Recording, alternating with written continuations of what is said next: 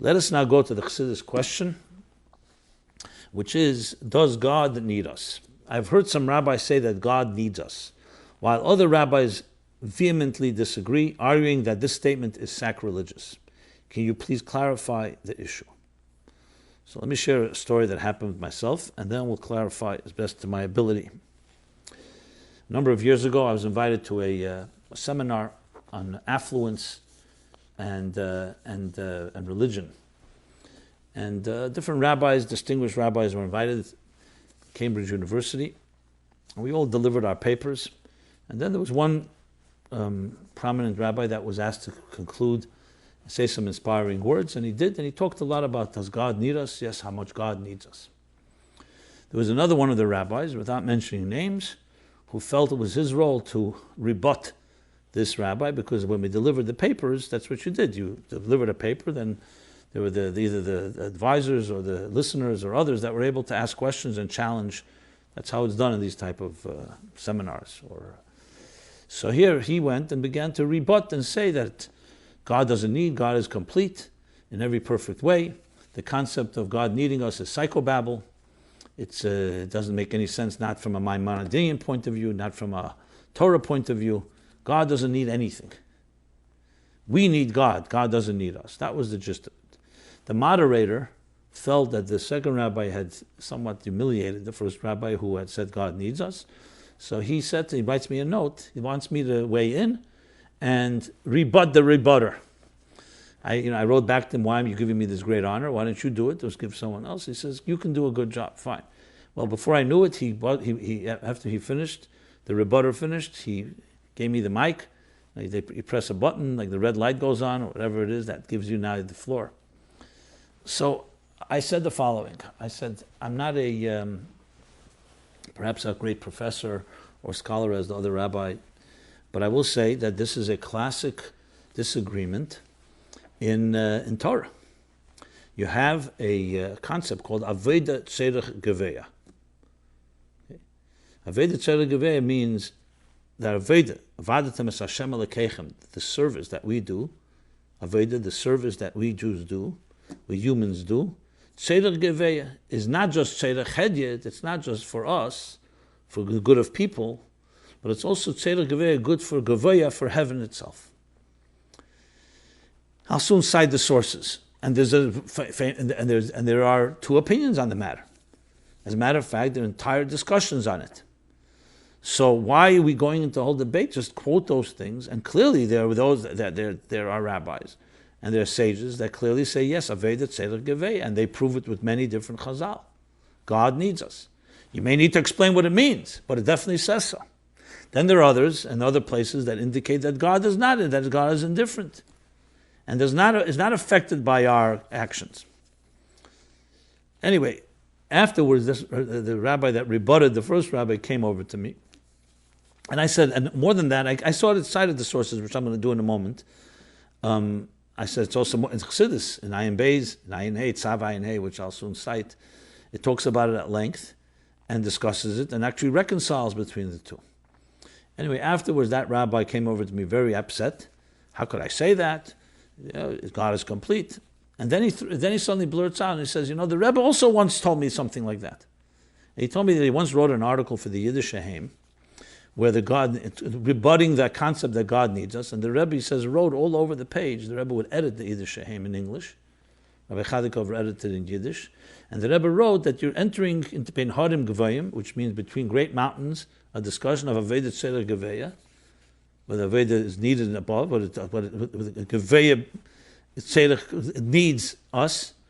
And instead of getting into it, better not write about this and write about a different topic. So I asked him if he still has the Rebbe's note. He says, I didn't save it, but I remember it vividly. And I still don't understand till today what the Rebbe wanted. So I told him, look, one thing is for sure, I feel good that I'm on the Rebbe's side here, and I feel the same, what I said was based on, even though I didn't know about this tzedek. So this topic is a topic, but let's address it from the way it should be addressed, which is sources. Just to talk about God needs us, how do we know? So everything is in Torah. So let's begin from the sources. Where's the first place of Aveda Tzedek Geveya? I looked and researched. The first source is a Ramban. And Tetzaveh we read a few chapters, Chavtes Memvov, and Rabbeinu B'chaye. The Ramban is the earliest source that I was able to find. Maybe there's more.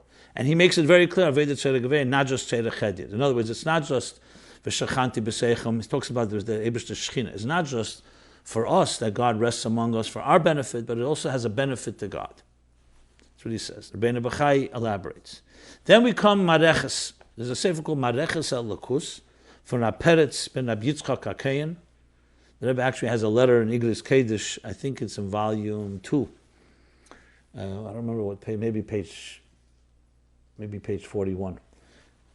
It's the Rabbi Avram Hechtel of Hashalom, where he asks about the Mareches El Lakus and the Pirush HaChayit on the Mareches. So this was the Mareches El Lakus was lived in the 14th century. So he's a little. The Rebbe writes in his Mana Ramban, but it's right after the Ramban. And he was a teacher of the Ran and the Rivash. So we're talking about, of course, great men. And the Pirush HaChayit, which is Rabbi Yehuda Chaim ben Rabbi Yaakov, on Mareches El Lakus. Chassidus brings Mareches, as the Rebbe brings in that letter, especially around the opinions about the Spheris, whether it's the energies or it's the containers and so on. Then Avedus HaKedesh from Rab Meir ibn Gabbai, the classic from the 15th century, in his introduction, and Shara Aveda chapter 3. And all of this is cited and explained at length by the Shalah, none other than the Shalah and Shar HaGadol. This is a discussion, and they bring, especially Avedus HaKedesh, and cited by the Shalah, both sides. That on one hand, there are many verses that seem to suggest God needs us and God is affected by us. Then you have the Mamar Chazal, Ma ichpes lei, im tzedakta ma titan lei. What does he care? Whether you shech this way or that way. And if you do good, what does it add to him? Because God is Shleimus Dekula, he's the complete, and doesn't need anything. And it's l'tzarefes abriyas, the whole of mitzvos, l'kol mitzvos le'nitna l'tzarefes abriyas, in order to refine us, to bind us, to connect us. So you have these contradictions. Avedus HaKedesh writes, and I'm citing straight from Avedus HaKedesh in Perek Gimel. How does he reconcile it? He says the following words. So I'm quoting from one of the Maimorim, which I'll soon cite in Chassidus. So he says like this: Ache shehirich v'hichriach, from Maimor Chazal v'oid kam Maimorim, that there's Aveda Tzedek Gevei, and he asks questions from the Pesukim and the Chazal that contradict that, and he explains that what it says v'chima ichpes lei hu al odin, that what it says, and that does he care about us? He says hu al odin yochid sheirish hashroshim delay lo ichpes lei klal. When you're talking about Odin Sheirish Hashroshim, it's like Atzmos in the language of Chassidus. Al Zeis HaKavana Bo Kol HaPsukim Mahim Gamkein. In other words, there in Sheirish Hashroshim, the Odin, because the Odin Yochid Sheirish Kol Hashroshim, there it's not Ichpas. It doesn't affect. It doesn't in any way touch him.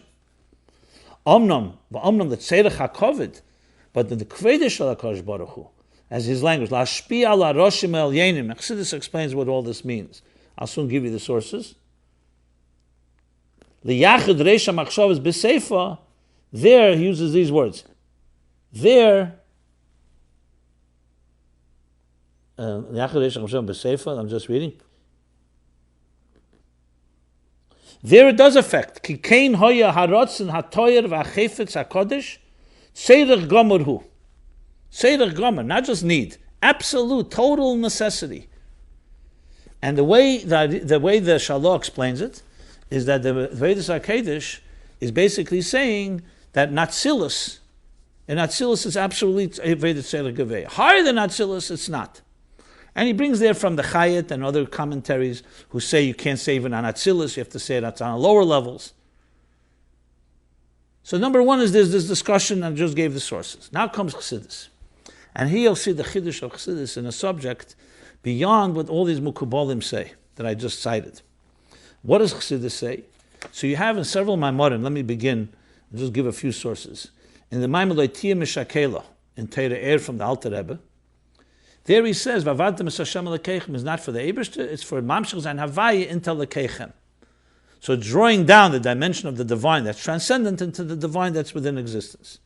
That's in Loitia Mishakela, and cited in other places. In the Maimer Va'ati Yisrael Tovkuf Samach Beis, and same thing you have in Yonim, Maimori Admur Azok in Yonim page, do I have the page here? I don't have the page, but it's there, it talks about it. There he goes into a whole thing that The same question he asks, God is complete, what does he need? He says that we're serving like an Eved. An Eved works, does things that the Melech does, well, it's not his covet to do. So we do it in his place, so to speak. So it's not filling a need, it's more serving the work that the Eibishter would have done, and different levels of avodim, as he explains. Okay.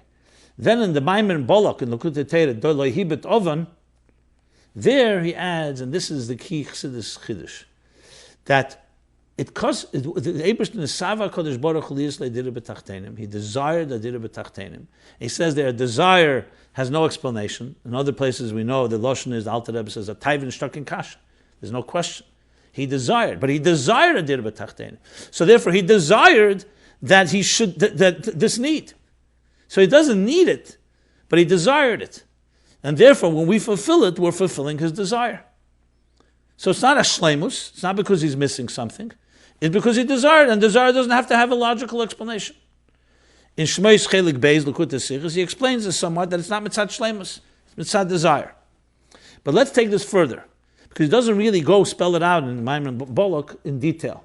So we have a series of Maimorim, and we'll start here with number 1, Maimorim of Avadtem es Hashem Elekechem, and Kisalve, all in Parsha Mishpatim. We have an Eira Teira Mishpatim page 1600, Aleph Kuf Samach Vav Zayin, that's 1666 and 67.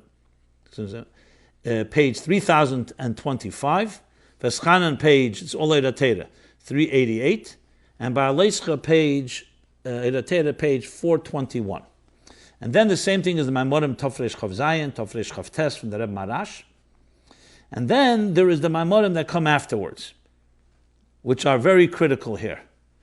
Maimorim of, first of all, Hemshech Ayin Beis, the Maimer Vayikra and Tzav Ayin Hey in volume 2, Tze'eno Reno Tofresh Ayin Zayin, and the Rebbe Chazed that in Tofshin Mem, Seis Teres Ha'ela Tofresh Ayin Ches, and Tofshin Mem, and of course there's like Yitiyah Mishakela, Tofshin Yud Beis, and I believe also B'Shah Sheikdimu Tofshin Yud Beis. All these talk about this inyan in different details. Also, Alad V'Hoya Ekev Ateres. And is there anything else I want to add here? Let's see, sources wise. In Eira Teira, also page 1000, Mishpatim, page 1219. Okay, so there's a few things that are critical that he says there. He speaks like the Avedis HaKedesh, he quotes the Avedis HaKedesh, but then there's a few chidushim that are added in Chassidus and says that even though it's true that mainly in Atzilus is Seder Geveya, that's where there's a need, both not just the Kalim, but also the Eris. Yet, and higher than Atzilus, there's no need, because God is beyond need there. And yet, I'm going to read a Lashon from Eira Teira Nach. That's what I wanted to add. Eira Teira Nach is also relevant here. Eira Teira Nach, which is on page Tofresh Pei Aleph, 681. Actually, 679 and 681. So he says the following. Which means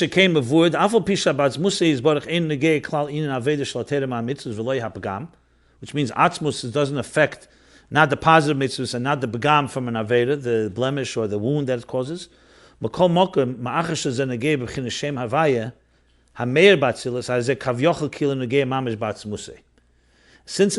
the shem havaya that radiates not tzilus, it's also kavyochel negate, also not tzmuse. Kiven de kula chad, since they're all one. And this is a point made in a number of places. In here, in Ayin Zayin, Senerena, the Rebbe brings it as well. But then there's a few things that I have to add.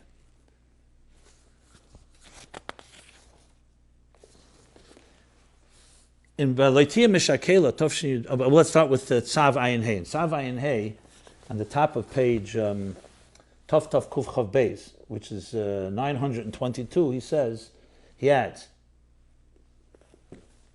I'm sorry, at the bottom of Tov Tov Kuf Chav Gimel, 923 and 924, he adds, both are true. They don't contradict one another.